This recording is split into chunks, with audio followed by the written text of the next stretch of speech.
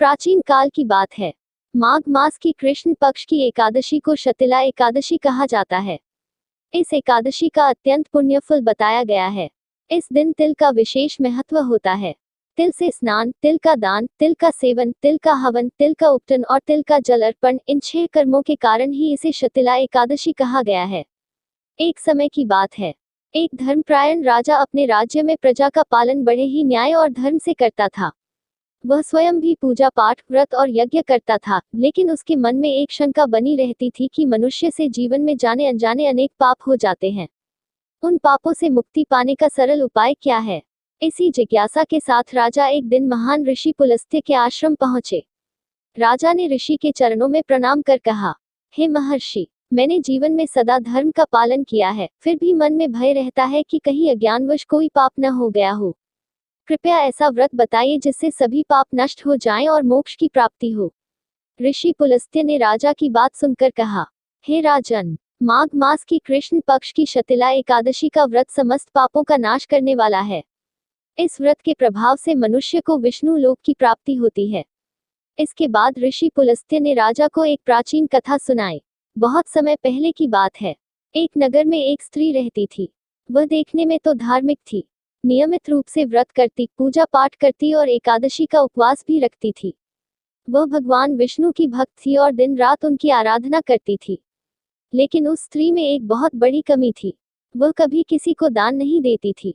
यदि कोई साधु, ब्राह्मण या गरीब उसके द्वार पर आकर कुछ मांगता तो वह उन्हें खाली हाथ लौटा देती थी।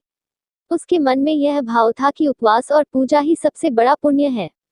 समय बीतता गया। वह स्त्री वृद्ध हुई और अंत में उसकी मृत्यु हो गई। मृत्यु के बाद उसे यमलोक ले जाया गया।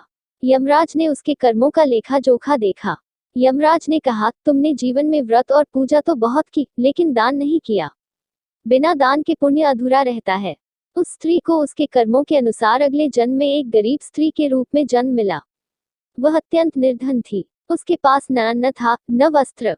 वह प्रतिदिन भूखी रहती और कष्ट में जीवन बिताती थी। एक दिन वह बहुत दुखी होकर बैठी थी। तभी एक वृद्ध ब्राह्मण उसके द्वार पर आए। उन्होंने कहा, माता, मैं भूखा हूँ, यदि कुछ खाने को मिल जाए तो कृपा होगी। स्त्री ने रोते हुए कहा, हे ब्राह्मण देव, मैं स्वयं कई दिनों से भूखी हूँ, मेरे पास देने को कुछ भी नहीं है। तब उस वृद्ध ब्राह्मण ने कहा, यदि अन्न नहीं है तो श्रद्धा से थोड़ा सा दान कर दो। वह वृद्ध ब्राह्मण कोई और नहीं, स्वयं भगवान विष्णु थे। स्त्री ने विनम्र होकर पूछा, हे प्रभु, क्या ऐसा कोई उपाय है जिससे मेरा यह दरिद्र जीवन समाप्त हो जाए? तब भगवान विष्णु अपने वास्तविक रूप में प्रकट हुए और बोले, तुमने पूर्व जन्म में व्रत तो किए, पर दान नहीं किया।